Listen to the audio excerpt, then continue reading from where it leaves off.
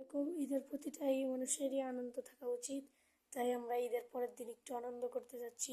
তোমাদের ভিতর যে আগে আসবে সে পেয়ে যাবে একটি পুরস্কার। তুমি কি পুরস্কার নিতে চাও? হ্যাঁ। আব্দুর রহমান পুরস্কার নিতে চাই। তাসফিয়া, তুমি কি নিতে চাও? হ্যাঁ। এই গোটা বাড়িটা তোমাদের এক চত্বর, মানে একটা ঘুরে আসতে হবে। যে ঘুরে আসতে সর্বপ্রথম চলে আসবে তাকে একটা পুরস্কার দিব আমরা। তাহলে আমরা শুরু করছি। Ready, steady and go. হ্যাঁ, তোর মারবে। এখন ভাইয়া চলে যাচ্ছে। এখন আমরা একটু আমাদের বাইরের পরিবেশটা দেখি। ঈদের মানুষের প্রতিটাই আনন্দ থাকা উচিত, তাই আমরা একটু রেসের আয়োজন করলাম। চলুন, মনে হয় ওরা চলে এসেছে।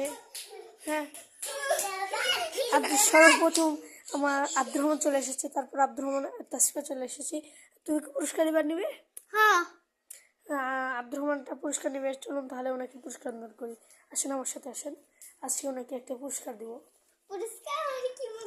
আজকে তোমাকে পুরস্কার হয়েছে, এই যে এইটা তোমার হাতে তুলে দিচ্ছি। তোমার আজকে এটা পুরস্কার, বুঝতে পারলে? আরো ভালো করে পড়ালেখা করো, তাহলে আরো ভালো পুরস্কার পাবে।